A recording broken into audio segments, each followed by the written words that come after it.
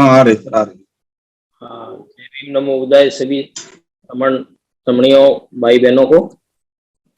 और जय देखिए, अपन जो है डेली जुड़ रहे हैं और किस लिए जुड़ रहे हैं, ये एक अहम क्वेश्चन होता है हर एक आदमी का। तो आदमी ये क्वेश्चन करते हैं कि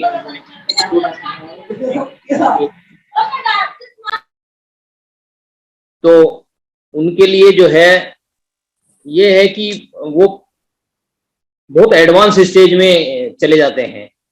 तो हमें उनको सबसे पहले जो है उनको यही कहना है कि भाई पहले जुड़ो तो सही, जुड़ने के बाद में ही तो पता चलेगा। जब हम जुड़ेंगे नहीं, इकट्ठे होंगे नहीं, तो विचार विमर्श कैसे होगा? वरना तो फिर वही व्यक्तिवाद आ जाएगा कि किसी एक आदमी ने किसी संगठन को बनाया और उसकी उसकी चली। ये संघ है, और ये संघ जो है सभी लोगों से चलता है। जब सब लोग, हम भारत के लोग, वी द पीपल जो शब्द है, और जब हम सब लोग एक जगह इकट्ठा हो जाएंगे तभी तो हम ये चीज तय करेंगे कि अब हमें आगे क्या करना है, किस तरह करना है। वरना तो वही व्यक्तिवाद रह जाएगा कि भाई ये एक आदमी ने पार्टी तय करी, उसने अपनी विचारधारा बनाई और ये काम करना है, तो वो व्यक्तिवाद में आ जाता है। तो यही उनको समझाना है कि भाई ये संघ है और हमें पहले इस संघ की स्थापना करनी है, इस संघ को मजबूत करना है। घर घर में बच्चे बच्चे को, बहुजन को ये बताना है कि संघ है, अपना संघ तैयार हो गया, शुरू हो गया है, और जिसको हम भूल बैठे थे उसको उसमें अब हमें जुड़ना है और एक जगह बैठना है। और एक जगह बैठने के बाद ही हम उसके ऊपर गौर कर सकते हैं। और उसकी विशेषता जो है, जो खास चीज, खास मुद्दे की बात है, जो विशेषता है, वो है हमारे 10 गोल्डन रूल्स। कोई भी संघ हो, समूह हो या परिवार हो, बिना किसी नियम के, बिना किसी ठोस कायदे कानून के नहीं चल सकता।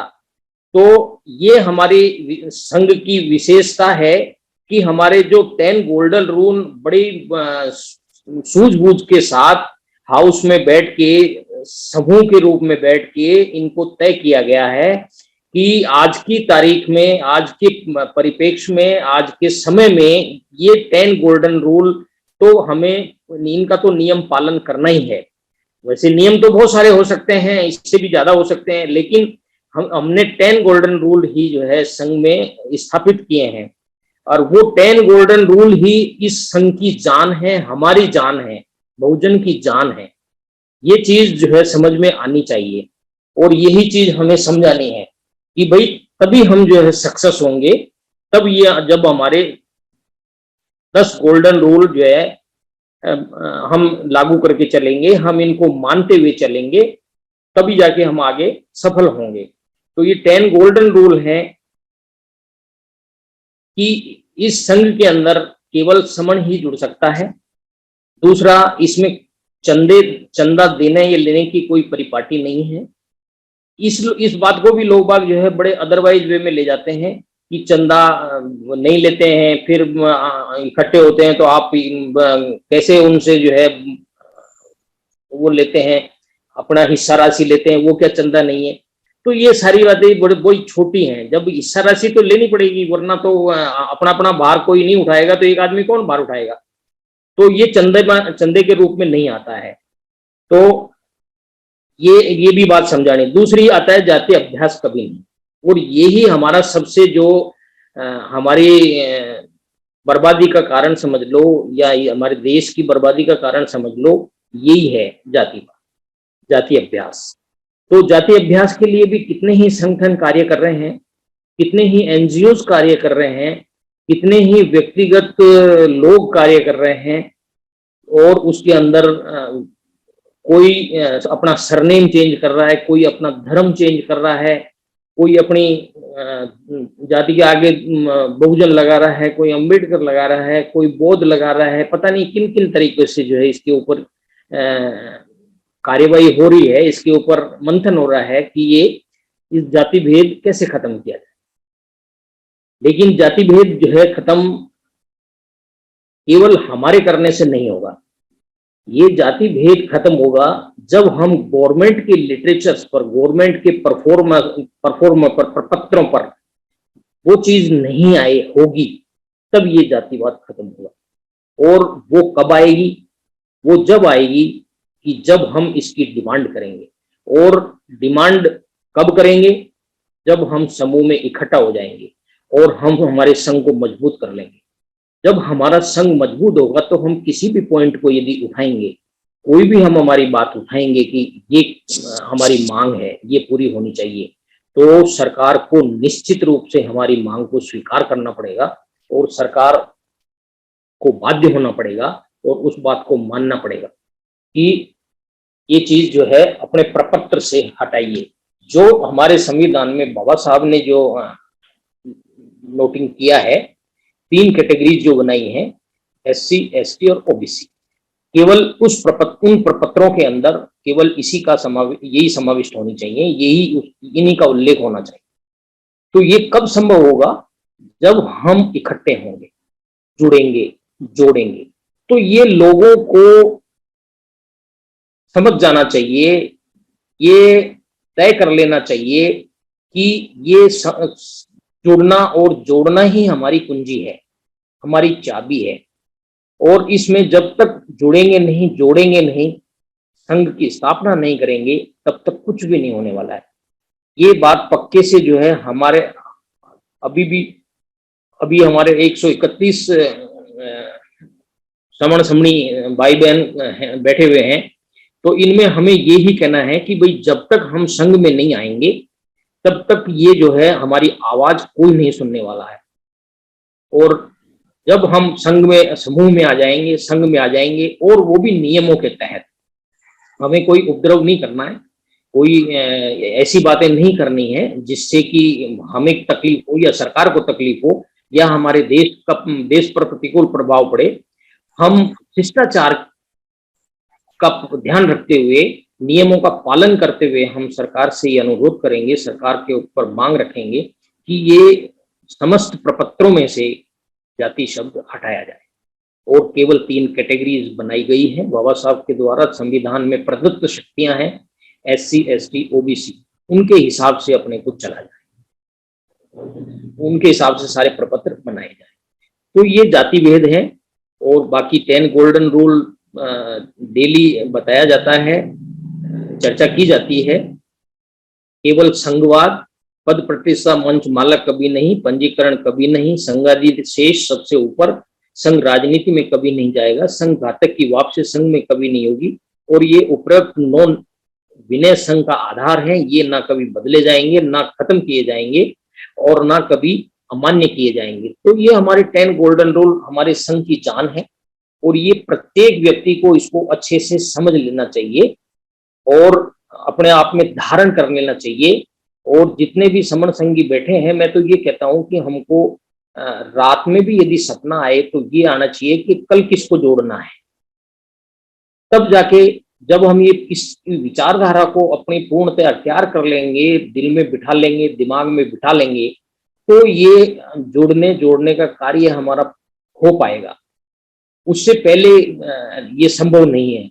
ये ठीक है, आजकल सोशल मीडिया के थ्रू अपन बहुत कुछ कर रहे हैं, लेकिन उसके बावजूद भी हमें हर घर में जाना पड़ेगा, हर व्यक्ति से फिजिकल मीटिंग करनी पड़ेगी, तब जाके ये हमारा कार्यक्रम सक्सेसफुल होगा, तब हम जाके सफल होंगे।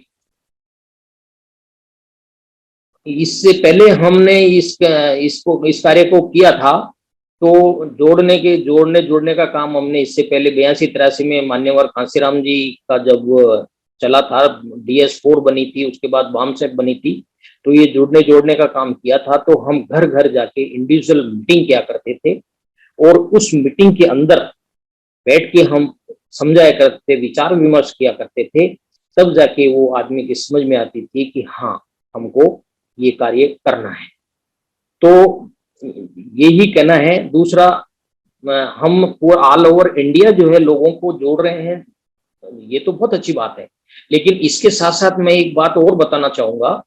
अपने 131 भाई बहन बैठे हुए हैं, उनमें ये जरूर बोलना चाहूंगा, ये चीज ऐड करना चाहूंगा कि हम जहां रहते हैं, हम जिस एरिया में रहते हैं, हम जिस क्षेत्र में रहते हैं, एटलीस्ट उसमें हमारे 10 आदमी पक्के वाले होने चाहिए हर एक व्यक्ति के।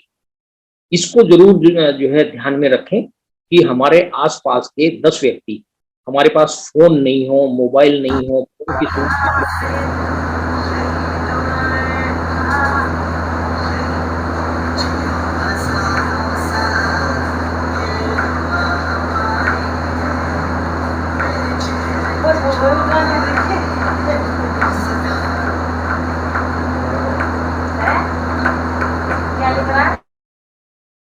हाँ, तो हमारे आसपास जो 10 व्यक्ति हों, उनको हम पैदल जाके ही हम बता दें कि हमें उनको इन्फॉर्म कर दें कि ये हमारा आज संघ का ये काम है और ये संघ का काम करना है। ऐसे हर एक आदमी 10 आदमी अपने इर्द गिर्द जरूर बना के रखें।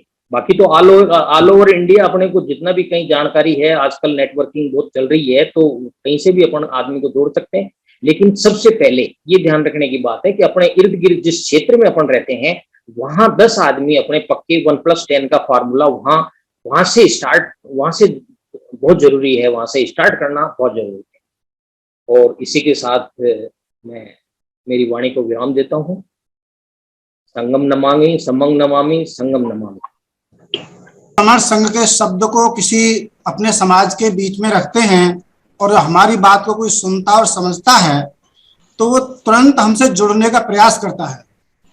और जब वो संघ में हमारा बैनर को देखता है हमारा पोर्टल पर, तो जब बुद्ध, पेरियार और ज्योतिबा और अंबेडकर जी का फोटो देखता है तो उसे पहली नजर में ही ये एहसास हो जाता है कि यहाँ समता की बात होने वाली है, अंधविश्वास को खत्म होने की बात होने वाली है, न्याय का साथ देने वाला है ये संघ।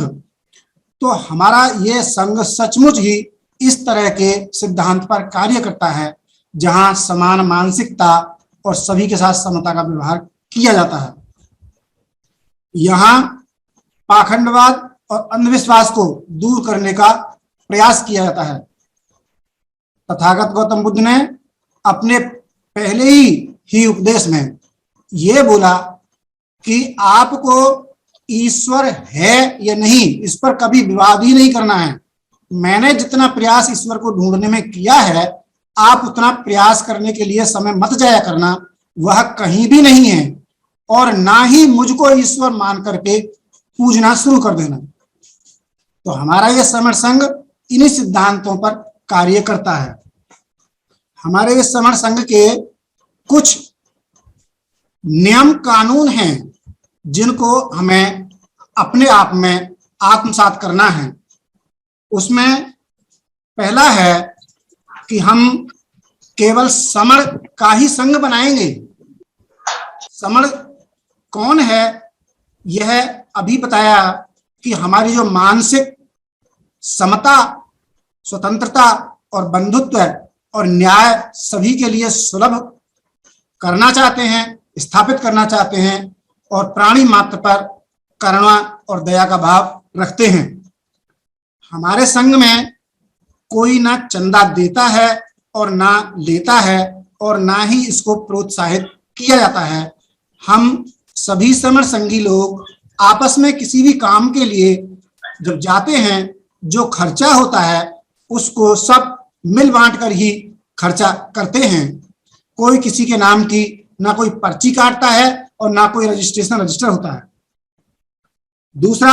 तीसरा नियम आता है कि हम कभी भी आपस में किसी भी जाति के शब्द का व्यवहार नहीं करते, जाति का अभ्यास नहीं करते, कि हम सभी मानव जाति हम स्वयं को एक समझते हैं। जो मानव समूह समता पर विश्वास रखता है वह हमारा साथी है। जो आदमी के अंदर आदमी से भेद करता है वह हमारा साथी कभी भी नहीं हो सकता। वह हमेशा एक दूसरे को नीचा दिखाने का कार्य करता है या छोटा या बड़ा समझता है। हम उसे वमन की संज्ञा देते हैं, हम उसे अपने साथ नहीं रख सकते। चौथा हमारा जो समर संघ का नियम है वो केवल संघवाद है। संघवाद का आशय ये होता है कि हम सब जुड़ते ही रहेंगे, जोड़ते ही रहेंगे और हम आपस में समर के नाम से समूह बना सकते हैं, महिला संघ, वकीलों का संघ, इंजीनियरों का संघ, मगर वह सभी समर संघ के ही अंतर्गत होगा, वो संगठन नहीं होगा। संगठन जो आपस में एक दूसरे को ऊंचा नीचा समझते हैं, एक दूसरे की बुराई करते हैं, एक दूसरे के पास ना बैठना पसंद करते हैं, वो संगठन में आता है। संघ का भाव ऐसा एकदम इससे उलट होता है। हम संघ एक दूसरे को सहयोग करने, एक दूसरे को सहायता करने और एक दूसरे को जोड़ने, एक दूसरे के कष्टों को निराकरण कैसे किया जाए इस पर विचार करते हैं। आगे हमारा समर संघ में जो 5वां रूल है वह पद, प्रतिष्ठा, मंच और माला हमारे संघ में कभी भी किसी को ना मिलती है, ना ही किसी को देने का प्रावधान है। हम स्वतंत्र रूप से जो चाहे वो काम कर सकते हैं। हम एक समर साथी दूसरे किसी भी समर साथी को ना कोई आदेश देता है और ना कोई उसे आदेश किसी का सुनना पसंद करता है। हम सभी संघ की में रहकर एक दूसरे का सहयोग करते हैं और जब कोई उद्देश्य रखते हैं उसके लिए सभी बैठ करके उसके उद्देश्य की पूर्ति के लिए आवश्यक प्रयास करते हैं। छठा हमारा रूल है कि हम समर संघ का कोई पंजीकरण नहीं होगा। होगा भी क्यों? क्योंकि संगठनों का पंजीकरण हुआ करता है। संघ इतना बड़ा होता है कि उसे इकाई में नहीं बांटा जा सकता, वह स्वयं ही एक इकाई है और चूंकि वो सबसे बड़ा है इसलिए ऐसा कोई दूसरा उससे बड़ा संगठन की आशा हम कर ही नहीं सकते कि वो हमारे संघ का कोई रजिस्ट्रेशन करेगा। चूंकि सर्वशक्तिमान और सभी लोगों को मिलाकर के बनता है संघ, इसलिए उसका कहीं कोई रजिस्ट्रेशन नंबर या कोई रजिस्ट्रेशन का आवश्यकता नहीं पड़ती। 7वां हमारा गोल्डन रूल है कि उसमें संघ आदेश सबसे ऊपर होता है। हम जो भी काम करते हैं अपनी जुड़ मिलकर करते हैं और जो हम परेशानी बताते हैं वो अपने संघ में ही डिस्कस करते हैं और संघ ही उस पर निर्णय लेता है कि इसके बारे में क्या किया जाना है। जो निर्णय लेता है वही संघ अधिशेष कहलाता है, जो हमारे लिए सबसे प्रिय और सबसे प्राथमिकता के आधार पर हमें पूर्ण करना होता है। 8वां हमारा गोल्डन रूल है कि संघ राजनीति कभी नहीं जाएगा और ना ही करेगा, क्योंकि राजनीति राजा की नीति कही जाती है और राजा को कुछ लोगों का भला और कुछ लोगों का बेगौर करना ही होता है, मगर संघ में प्रत्येक आदमी की साझेदारी तन से, मन से, धन से बराबर की आंकी जाती है। इसलिए संघ स्वयं कभी राजनीति में ना जाएगा और ना ही किसी को प्रोत्साहित करेगा। 9वां गोल्डन रूल है संघ घातक की वापसी संघ में कभी नहीं। आदमी का चरित्र एक इस तरह की चीज है कि जो एक बार बन जाता है वह बना रहता है। यदि एक बार वो किसी तरह से कलंकित हो जाता है तो उसे साफ नहीं किया जा सकता। जिसने संघ को किसी तरह से आघात पहुंचाया हो उसे संघ अपने अंदर दोबारा से कभी भी आत्मसात करना नहीं पसंद करेगा। इसलिए संघ घात करने वाले को संघ में वापसी कभी नहीं।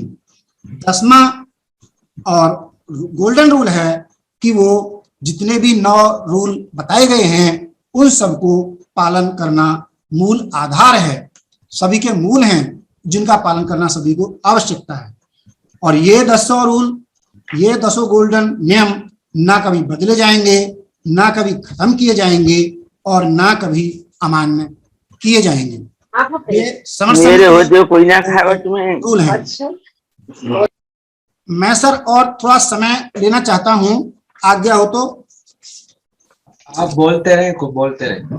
बोले सर, बोले बोले सर, बोले। संगम नमन सर।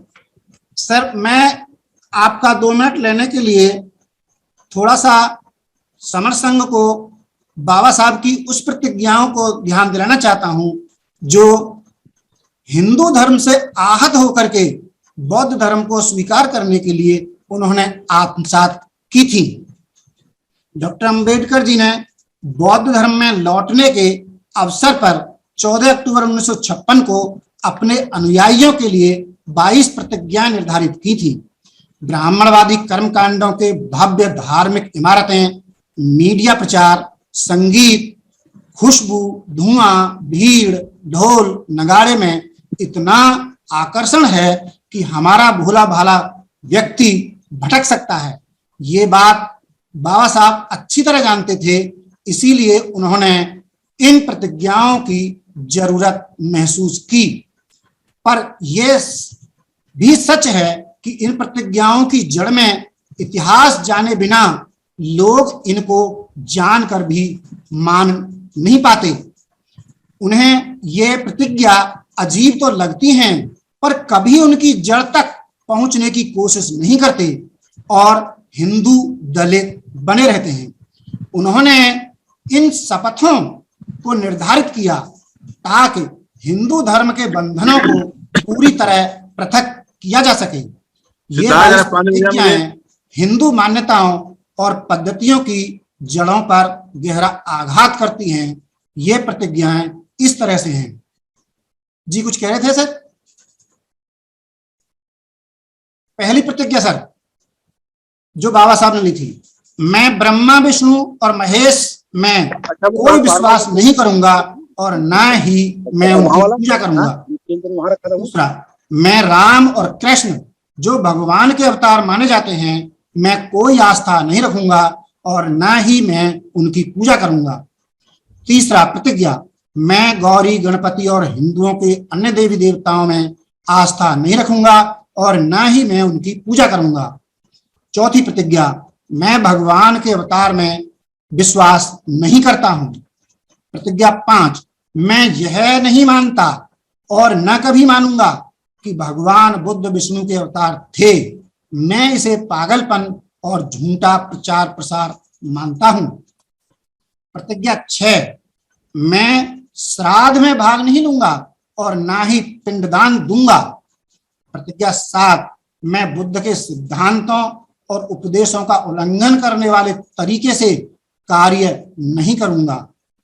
प्रतिज्ञा 8, मैं ब्राह्मणों द्वारा निष्पादित होने वाले किसी भी समारोह को स्वीकार नहीं करूंगा। प्रतिज्ञा नंबर 9, मैं मनुष्य की समानता में विश्वास करता हूं। प्रतिज्ञा 10, मैं समानता स्थापित करने का प्रयास करूंगा। प्रतिज्ञा 11, मैं बुद्ध के अष्टांगिक मार्ग का अनुसरण करूंगा। प्रतिज्ञा 12, मैं बुद्ध द्वारा निर्धारित पारमिताओं का पालन करूंगा। प्रतिज्ञा 13, मैं सभी जीवित प्राणियों के प्रति दया और प्यार भरी दयालुता रखूंगा तथा उनकी रक्षा करूंगा। 14वीं प्रतिज्ञा, मैं चोरी नहीं करूंगा। 15वीं प्रतिज्ञा, मैं झूठ नहीं बोलूंगा। 16वीं प्रतिज्ञा, मैं कामुक पदार्थों को नहीं करूंगा। 17वीं प्रतिज्ञा, मैं शराब, ड्रग्स जैसे मादक पदार्थों का सेवन नहीं करूंगा। प्रतिज्ञा 18, मैं महान अष्टांगिक मार्ग के पालन का प्रयास करूंगा एवं सहानुभूति और प्यार भरी दयालुता का दैनिक जीवन में अभ्यास करूंगा। प्रतिज्ञा 19, मैं हिंदू धर्म का त्याग करता हूं जो मानवता के लिए हानिकारक है और उन्नति और मानवता के विकास में बाधक है, क्योंकि यह असमानता पर आधारित है और स्व धर्म के रूप में बौद्ध धर्म को अपनाता हूं। प्रतिज्ञा 20, मैं दृढ़ता के साथ यह विश्वास करता हूं कि मैं बुद्ध का धम्म ही सच्चा धर्म है मानता हूं। प्रतिज्ञा 21, मुझे विश्वास है कि मैं फिर से जन्म ले रहा हूं इस धर्म परिवर्तन के द्वारा। प्रतिज्ञा 22, मैं गंभीरता एवं दृढ़ता के साथ घोषित करता हूं कि मैं इसके धर्म परिवर्तन के बाद अपने जीवन का बुद्ध के सिद्धांतों व शिक्षाओं एवं उनके धम्म के अनुसार मार्गदर्शन करूंगा। आप सभी समर संगियों को मेरा सादर जय भीम, नमो बुद्धाय। आशा करूंगा कि सभी तथागत बोध द्वारा जय भीम नमो बुद्धाय सर। हाँ, जय भीम नमो बुद्धाय।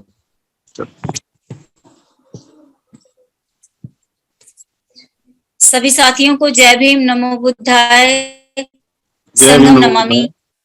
संघम नमामि, संघम नमामि। धर्म और धम्म में अंतर। मैं आज इस विषय पर थोड़ा सा बोलना चाहूंगी कि धम्म एक रास्ता है, एक मार्ग है, और धर्म और धम्म जैसे नदी के दो किनारे जो कभी आपस में मिल नहीं सकते, कभी मेल नहीं खाते, और कभी मनुष्य के किसी काम नहीं आ सकते। मनुष्य को मनुष्य से मिलाने में कभी काम नहीं आ सकते।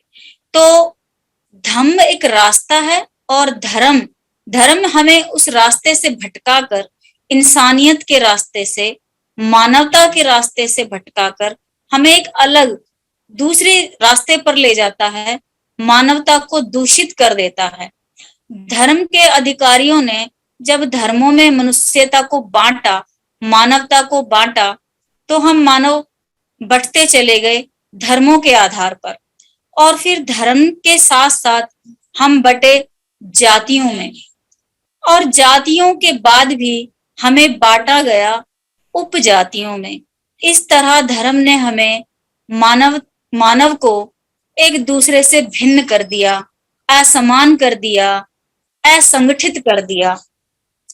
और धर्म के कारण ही हमारे लोगों पर शोषण होना शुरू हुआ, आरंभ हुआ। चतुर चालाक षड्यंत्रकारी लोगों ने इस धर्म के नाम पर लोगों को बांटा और लोगों का शोषण किया, अपने स्वार्थ को पूरा किया। लेकिन धम्म कोई धर्म नहीं है, धम्म एक रास्ता है, एक मार्ग है जिस पर जीवन शुद्ध रूप से चलना और जीना इस मार्ग के द्वारा सिखाया और बताया जाता है।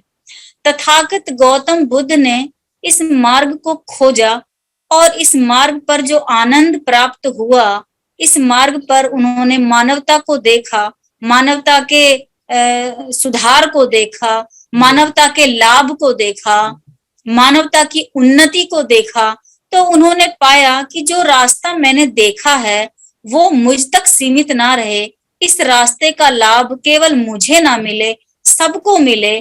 तो उन्होंने इस रास्ते को सबको देने के लिए कार्य किया, प्रचार किया, प्रसार किया, और इसी प्रचार और प्रसार और कार्य को करने में उन्होंने अपनी पूरी जीवन की ऊर्जा लगाई, अपना पूरा समय लगाया, और पूरे 48 साल तक महात्मा गौतम बुद्ध ने इसी रास्ते को लोगों को बताया और समझाया कि केवल इसी रास्ते पर आप सभी लोगों का कल्याण है।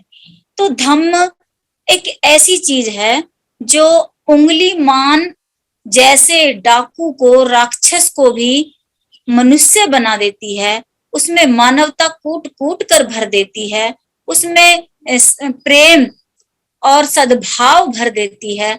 तो ये है धम्म का रास्ता जिस पर इंसान चलकर अपने जीवन को कुशलता से जी पाता है, सजग होकर जी पाता है। और धर्म के रास्ते पर जब मनुष्य चलता है तो धर्म घरों में महाभारत करवा देती है, भाई भाई को जुदा कर देती है, भाई भाई को रुष्ट कर देती है, अलग कर देती है। भाई भाई में समानता नहीं रह पाती, असमानता हो जाती है। हम भारत के सभी मूल निवासी, सभी देशवासी आपस में भाई भाई हैं, लेकिन धर्म के नाम पर हमें सिख बना दिया गया, हमें मुसलमान बना दिया गया, हमें बौद्ध बना दिया गया, हमें ईसाई बना दिया गया। धर्म के नाम पर हम भाइयों को बांटा गया, हम भाइयों के टुकड़े टुकड़े कर दिए गए और इससे भी उनको संतुष्टि प्राप्त नहीं हुई तो उन्होंने धर्मों में भी अनेकों अनेक जातियां बना दी और जातियों में असमानता पैदा कर दी। हर जाति अपने आप को सुपर मानती है, श्रेष्ठ मानती है, अपने आप को किसी अन्य जाति से ऊंचा मानती है और इस तरह हम भारत के लोगों में, हम भाइयों में असमानता की भावना, असमानता की मानसिकता पैदा हो गई और इसी असमानता को खत्म करने के लिए, समाप्त करने के लिए महात्मा गौतम बुद्ध का रास्ता है जिसे हम धम्म कहते हैं। वो एक रास्ता है, एक मार्ग है, लेकिन लोग उसे एक धर्म मानकर चलते हैं। जिनको ये नहीं पता कि वो धर्म नहीं है, वो एक रास्ता है, वो लोग उसे धर्म मान लेते हैं, धर्म मानने की गलती कर लेते हैं। वो कोई धर्म नहीं है, वो केवल एक मार्ग है और उस मार्ग पर लाभ हम तभी ले सकते हैं जब हम उस मार्ग पर चलें।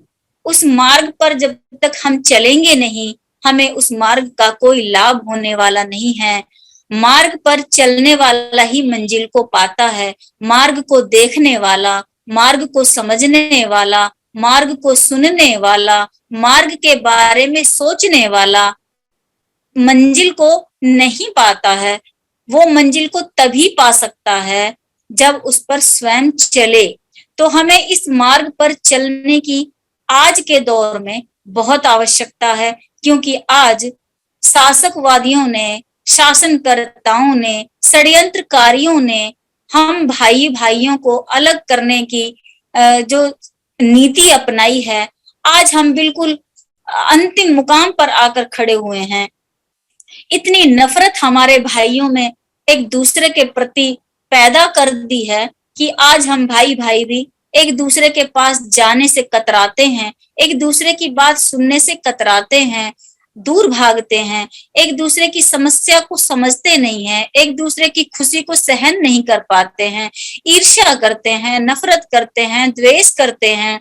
ये सारी चीजें हमें धर्मों से मिली हैं और हमें ये धर्मों से निकलकर बाहर आकर हम इस मार्ग पर चलें, तथागत गौतम बुद्ध के बताए हुए मार्ग पर चलें, तो ही हम इस नफरत को, इस द्वेष को समाप्त कर पाने में सफल हो पाएंगे।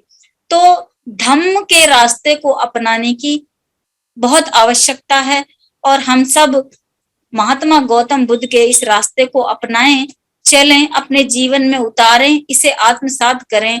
आज हमारे पास हम ऐसे बौद्ध भिक्षु नहीं हैं जो हमें अच्छे से पूर्ण रूप से समझा सकें, ज्ञान दे सकें।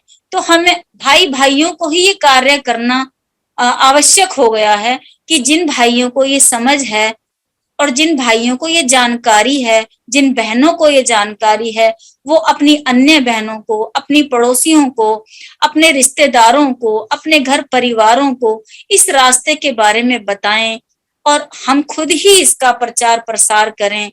जितना हमें समझ में आता जाएगा उतना हम बताते जाएंगे, जितना दूसरों को समझाते जाएंगे, एक दूसरे से जुड़ते जाएंगे तो सफलता को प्राप्त होते चले जाएंगे, सफलता को पाने की दिशा में बढ़ते चले जाएंगे। और इसी वी द पीपल के माध्यम से हम इस कार्य पर भी जोर दें, इस कार्य पर भी पूरा कार्य करने की कोशिश करें कि हम वी द पीपल में जुड़ने और जोड़ने के साथ महात्मा गौतम बुद्ध के बताए हुए रास्ते का भी प्रचार और प्रसार करें। क्योंकि प्रचार और प्रसार शब्दों के माध्यम से होता है, बातों के माध्यम से होता है और शब्द केवल शब्द नहीं होते हैं, शब्दों से ही हमारी कार्य निर्माण होते हैं, हम कार्य करते हैं और शब्द और कार्य दोनों मिलकर हमारी संस्कृति और हमारी सभ्यता का निर्माण करते हैं। तो हमारे जिस तरह के शब्द होंगे उस तरह के हमारे कार्य होंगे और जिस तरह के हम कार्य करेंगे उसी से हमारी संस्कृति, हमारी सभ्यता विकसित होगी और इसी वजह से हम अपने इस कार्य को पूर्ण रूप से कर पाएंगे, जुड़ पाएंगे, जोड़ पाएंगे और वी द पीपल का कार्य भी पूरा कर पाएंगे। मैं अपनी बात को यहीं समाप्त करना चाहूंगी। जय भीम, नमो बुद्धाय, संघम नमामि, संघम नमामि। जय भीम। नमो बुद्धाय, जय भीम। इस भारत देश में हमेशा धर्मांतरण और एक सामाजिक क्रांति के रूप में हम लोग देखते रहे हैं। हजारों वर्षों से भारतवर्ष में समय समय पर सामाजिक धार्मिक क्रांतियां होती रही हैं। जब जब इस देश में शोषित एवं निर्बल वर्ग पर अत्याचार, अमानवीय कुकृत्य किए गए हैं, तब तब इस देश में शोषितों ने अपने स्वाभिमान की रक्षा के लिए धर्म परिवर्तन किया है। प्रत्येक धर्म खास किस्म के सामाजिक वातावरण की उपज है। प्रत्येक धर्म परिवर्तन एक विशेष तरह के सामाजिक वातावरण की उपज है। इस तरह बौद्ध धर्म द्वारा आमतौर पर समस्त प्राणियों, विशेषकर मानव मात्र के लिए समता, बंधुता, करुणा, दया का उपदेश दिया। इस धर्म का मुख्य रूप समानता पर आधारित है। चातुवर्ण व्यवस्था का विरोधी रहा है, लेकिन बौद्ध धर्म उस वर्ण आधारित भेदों को नहीं मिटा पाया, क्योंकि ब्राह्मण धर्म में गाय की रक्षा के लिए विचार पर ध्यान केंद्रित करके बौद्ध धर्म के हाथ से पहल छीन ली। बड़ी चालाकी से उसने ये घोषणा कर डाली कि ब्राह्मण का जीवन भी गाय की तरह पवित्र है। भगवान बुद्ध ने प्राणी मात्र की रक्षा के लिए उपदेश दिया कि जीव हिंसा न की जाए। इस तरह से ब्राह्मणों ने भी अपने आप को गाय के समक्ष रख करके अपनी होशियारी का, चालाकी का परिचय दिया। भगवान बुद्ध के समय अधिकांश विद्वान ब्राह्मण ही थे और ब्राह्मण ऋषि ही बुद्ध के बताए गए मार्ग से प्रभावित होकर के तथागत बुद्ध की शरण में आए थे। अलार कलाम, नदी कश्यप, गया कश्यप, महाकश्यप, सारिपुत्र, मुगलयन, राजा प्रसेनजीत, राजा बिंबिसार, राजा शत्रु, वैशाली के लक्ष्मी, मल्ल, मौर्य आदि 16 गण राज्यों के शासक बुद्ध धर्म की शरण में आ गए थे। भगवान बुद्ध ने विपश्यना ध्यान के आधार पर मन के दोष विकारों को दूर करने का जो उपाय बताया, उसका विशेष प्रभाव पड़ा। सदाचार आचरण पर बल दिया। व्यक्ति को पंचशीलों के सिद्धांतों को दैनिक जीवन में अपनाने पर बल दिया। भगवान बुद्ध ने पैदल चल करके गांव-गांव, नगर-नगर में जा करके धर्मोपदेश दिया और उस धर्मोपदेश का प्रमुख जो भाव रहता था वो पंचशील का सिद्धांत ही रहते थे। भगवान बुद्ध ने जब पैदल चल रहे थे तो उस समय काफी उनको समस्याओं का भी सामना करना पड़ा और क्योंकि आज से 2600 वर्ष पूर्व की बात है, आज संसाधन बहुत अच्छे हैं, सड़कें हैं, नदी नालों पर पुल बने हुए हैं। उस समय ऐसी स्थितियां नहीं थी। तो बौद्ध भिक्षु जब भ्रमण पर जाते थे, भिक्षाटन पर जाते थे, धर्मोपदेश के लिए जब जाते थे, तो उन रास्ते में कहीं अचानक बाढ़ आ गई, नाले में वो बह गए, या किसी जंगली जानवर ने उनको अटैक कर दिया और उनकी जान खतरे में आ गई, या किसी जीव जंतु ने, सांप आदि ने डस लिया, उनकी जान खतरे में आ गई। तो इन सब चीजों से भगवान बुद्ध तथागत सम्यक संबुद्ध ने वर्षावास शुरू किया था कि वर्षा के समय ही सबसे बड़ी समस्याएं आती हैं। तो बौद्ध भिक्षु कम से कम 3 महीने एक स्थान पर रह करके धम्मोपदेश देगा, तो वहां के जो क्षेत्रीय लोग होंगे वो उससे लाभान्वित होंगे। तो ये भगवान बुद्ध के समय में ऐसी कई चूंकि अराजकता फैली हुई थी, तो जब पैदल चलते थे तो कई ऐसे, जैसे अंगुलीमाल नाटक जो आप लोगों ने देखा होगा, अंगुलीमाल भी एक अच्छा डाकू हुआ जो बाद के भगवान बुद्ध की शरण में आया। ऐसे बौद्ध भिक्षुओं को बहुत से लोग मिलते थे। अम्रपाली नगरवधि का भी उद्धार किया भगवान बुद्ध ने। तो इस तरह से हम देखते हैं कौशल राज की राजधानी श्रावस्ती नगर में जो श्रेष्ठीनाथ पिंडक था उसने बनवाया। तो धम्म के प्रभाव से, जहां पर श्रावस्ती में भगवान बुद्ध ने 24 वर्ष वास किए, तो धम्म का प्रभाव ही था कि अनाथ पिंडक ने उसको वहां पर भगवान बुद्ध के रुकने की और उसको अपनी पूरी संपत्ति लगा करके उस जगह को लिया था। तो हम ये कहते हैं, मानते हैं कि भगवान बुद्ध अपने भ्रमण के दौरान ऐसी ऐसी चीजें, ऐसी ऐसी बातों का सामना करना पड़ा जो अच्छी भी थी और खराब भी थी। भगवान बुद्ध ने जब 483 ईसा पूर्व में 80 वर्ष की